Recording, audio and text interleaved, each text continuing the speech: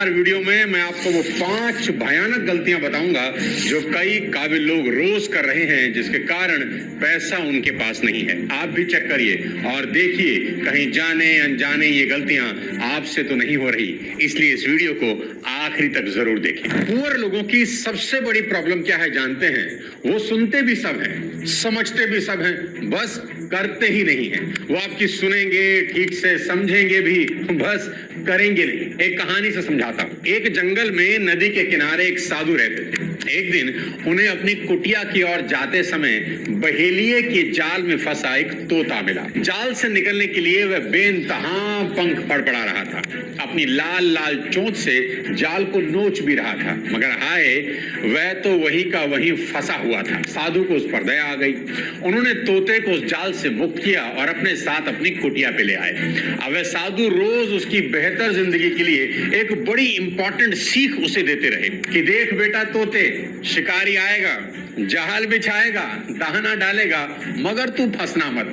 धीरे धीरे रटंत विद्या में माहिर तोते को यह वाक्य कंठस्थ हो गया, याद कर लिया तोते ने। और वो तोता सारा दिन इसी लाइन को गुनगुनाता रहता कि शिकारी आएगा, जाल बिछाएगा, दाना डालेगा, तू फंसना मत। और एक दिन जब आकाश में काले काले बादल मंडरा रहे थे, बड़े जोरों की हवा चल रही थी, किसी शिष्य की नेग्लिजेंस की वजह से पिंजरे का दरवाजा खुला रह गया और तोता उड़ गया। साधु महाराज को बड़ा कष्ट हुआ। पूरी रात वे सो न सके। फिर उन्हें यह सोचकर सेटिस्फेक्शन हुई कि मैंने उसे एक गूढ़ विद्या सिखा दी है।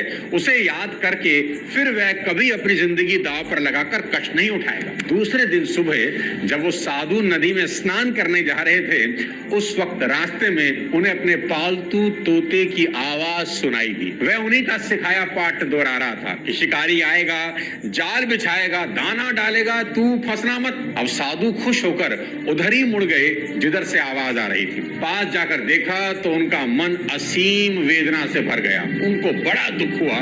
तोता पुनः चंद दानों के लालच में किसी दूसरे बहेलिये के जाल में कैद था। आजाद होने के लिए छटपटा रहा था और बड़ी मुस्तैदी से वह सीख भी रटते जा रहा था जो साधु ने सिखाई थी कि शिकारी आएगा, जाल बिछाएगा, दाना डालेगा, तू फंसना मत। साधु महाराज ने अपना माथा पकड़ लिया और सोचा सिर्फ रटने से ही इसकी मुक्ति कैसे होती। काश जो उसने सीखा था उस पर यह अमल भी करता। दोस्तों याद रखें, ज्ञान शक्ति नहीं है, यह केवल क्षमता है। उस ज्ञान को लागू करना ही शक्ति है। नॉलेज को जब तक एग्जीक्यूट नहीं किया जाता, वह किसी भी इंसान, किसी भी ऑर्गेनाइजेशन को कभी प्रॉफिट नहीं देती। तो याद रखिए